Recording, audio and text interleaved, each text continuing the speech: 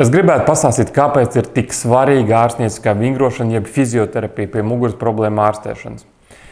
Es pat teiktu, ka fizioterapija, jeb ārstnieciskā vingrošana ir muguras sāpju ārstēšanas stūrakmens, jo visbiežāk muguras sāpes rodas pēc būtības mugurkaula dažādu struktūru pārslodzes dēļ.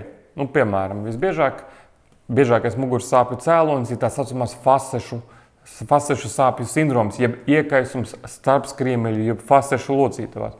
Kāpēc šāds iekaisums rodas? Tāpēc, ka šīs locītavas ir pārslogotas, viņas viena pret otru miedarbojās, iekaist un sāk sāpēt.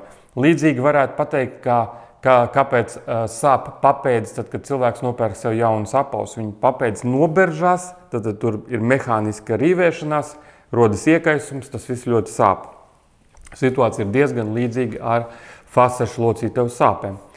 Tad, kad mēs ārstējam šādas muguras sāpes, tad ārsta rokās ir līdzekļi, kas palīdz šīs sāpes noņemt. Tās ir tabletes, tas ir blokādes, mēs varam pacientam ieteikt nesāt jostas ortozi, bet pēc būtības mēs ar šādām medikamentiem vai blokādēm mēs nepadarām muguru stiprāku. Mēs jau gribam tā, lai tā mugura kļūtu stiprāka.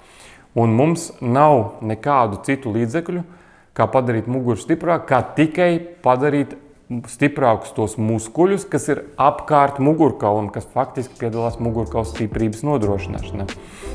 Un kā jebkuri muskuļi, viņus var uztrenēt regulāri, sistemātiski un pareizi vingrojot. Līdzīgi kā ejot uz trenažieru zāli un sistemātiski trenējot bicepsus un tricepsus, mēs varam panākt, ka šie bicepsi un tricepsi kļūst spēcīgāki. Tāpat arī ar muguras muskuļiem. Cilvēkam ilgstoši, sistemātiski, intensīvi nodarbojoties ar ārstniecisko vingrošanu, pildot šo specifiskos vingrinājumus, ko var ieteikt un izkontrolēt viņu pareizi izpildīšanu fizioterapeits.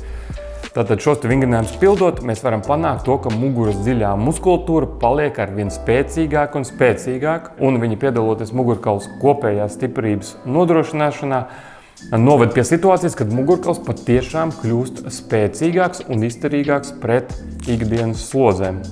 Tādā veidā tas rodas priekšnoteikumi, lai šīs mugurkaulas struktūras, kas ir sāpīgas, jeb starpskriemeļu locītavas, dažkārt ir nolietotas starpskriemeļu diski, lai viņas atslogojās, un tad tādā veidā cilvēks izveseļojās.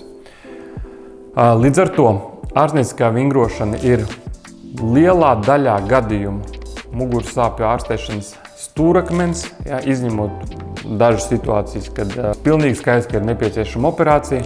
Ārstnieciskā vingrošana ir pielietojama gan tādās situācijās, kad nav vajadzīga operācija, gan arī situācijās, kad operācija mugurkaulam jau ir bijusi, piemēram, starpskriemeļu diska trūce pacientam ir izoperēta, viņam tiek rekomendēts nodarboties ar ārstniecisko vingrošanu priekš tam, lai muguras muskuļi būtu stiprāki, lai slode uz starpskriemeļu diskiem būtu mazāka un lai viņam nākotnē būtu pēc iespējas mazāks risks dabūt līdzīgu problēmu atkārtot.